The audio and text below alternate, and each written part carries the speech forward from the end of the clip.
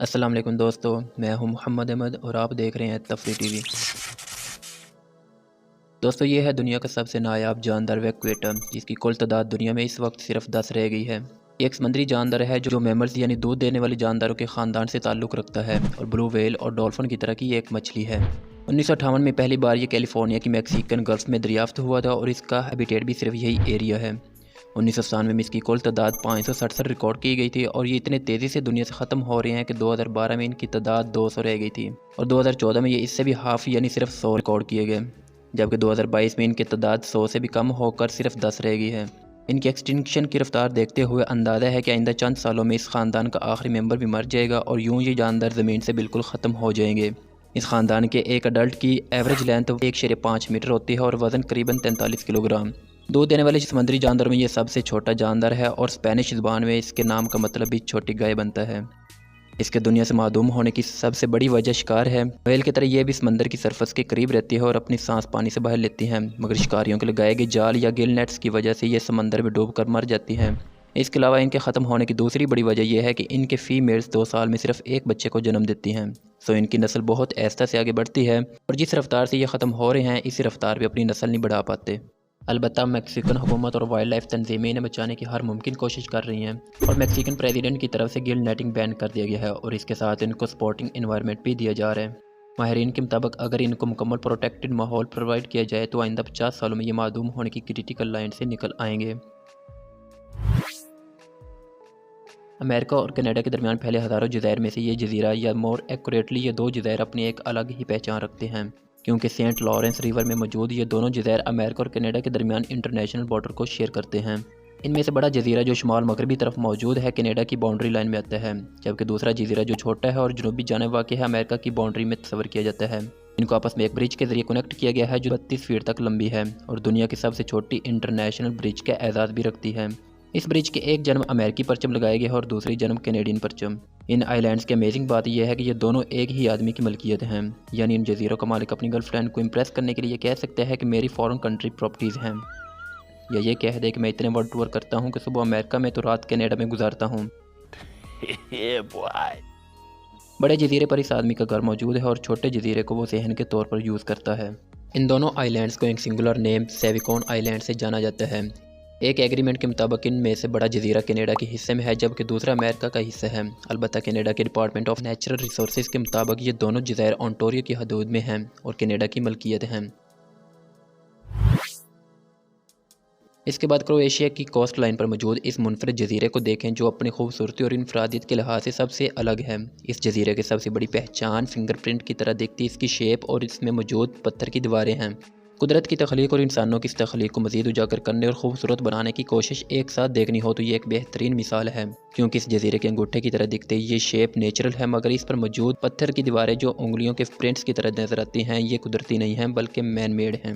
اس جزیرے کو بیلجینک کے نام سے جانا جاتا ہے اور یہ کروشیا کے سب سے پرانے گاؤں سائبینے کی کوسٹ پر موجود ہے۔ اس کا کل رقبہ محض 0.14 مربع کلومیٹر ہے۔ اس کے نزدیک ہی ایک اور آئی لینڈ ہے جس کا نام کیپریج آئی لینڈ ہے۔ 19ویں صدی میں کیپریج آئی لینڈ کے لوگ بیلجینک آئی لینڈ پر کھیتی باڑی کرتے تھے اور یہ دیواریں انہوں نے ہی بنائی تھیں۔ ان دیواروں کا مقصد فصلوں کو بہتر طریقے سے گرو کرنا تھا۔ یہاں کے کسان موسلی انجیر، زیتون اور بیلوں کو اگاتے تھے، چنانچہ انہوں نے ان پودوں کی بہتر افزائش کے لیے اس جزیرے پر پتھر کی دیواروں کا پورا ایک نیٹ ورک ہی بچھا دیا۔ 0.14 مربع کلومیٹر کے اس چھوٹے سے جزیرے پر ان دیواروں کی کل لمبائی 23 کلومیٹر سے بھی زیادہ ہے اور یہ اس ترتیب سے بنائی گئی ہیں کہ اس جزیرے کا ایریل ویو بالکل ایک فنگر پرنٹ کی طرح دکھتا ہے۔ یہ دیواریں صرف اسی جزیرے پر موجود نہیں ہیں بلکہ اس کے قریبی دوسرے جزیروں پر بھی بنی ہوئی ہیں۔ اندازہ ہے کہ ان جزیروں کے 300 کسانوں نے مل کر ان جزیروں پر کل 106 کلومیٹر لمبی دیواریں تعمیر کی تھیں جو 12 مربع کلومیٹر کے ایریا کو کور کرتی ہیں، مگر بالجینک جزیرے پر ان دیواروں کی تعداد سب سے زیادہ ہے اور اس کے ساتھ اس کی شیپ بھی اس جزیرے کو امیزنگ لک دیتی ہے۔ کروشیا کی ان جزیروں پر لوگوں کی آباد کاری کے بارے خیال ہے کہ 16ویں اور 17ویں صدی میں جب عثمانی سلطنت کی فتوحات جاری تھی تو تب ان علاقوں سے عیسائی آ کر ان جزیروں پر آباد ہو گئے، چنانچہ یہ بھی کہا جا سکتا ہے کہ شاید یہ دیواریں اسی عرصے سے بنانی شروع کی گئی ہوں۔ خیر 2018 سے یہ جزیرہ یونیسکو کے انڈر ہے اور ورلڈ ہیریٹیج میں شامل ہے، لہذا اگر آپ اسے وزٹ کرنا چاہتے ہیں تو آپ کو بہت سی کنڈیشنز کو فالو کرنا پڑے گا۔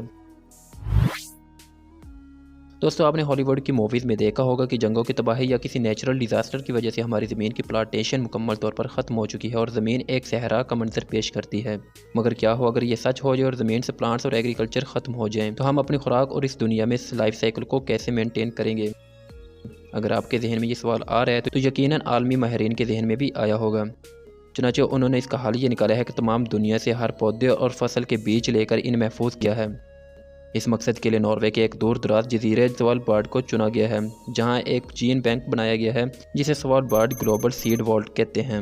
इस जीन बैंक में इस वक्त 11,94,244 किस्म के पौधों के बीज महफूज हैं, जो छोटे पैकेट्स में पैक करके सेव किए गए हैं। हर पैकेट में एक पौधे के 500 बीज मौजूद हैं, जिन्हें एयर टाइट करके -18 डिग्री सेल्सियस टेम्परेचर पर रखा गया है। इस सीड वॉल्ट में करीबन 45 लाख पौधों की वैरायटीज़ के बीज महफूज किए जा सकते हैं और 500 बीज हर पैकेट के हिसाब से करीबन 2.5 अरब बीजों की जगह मौजूद है।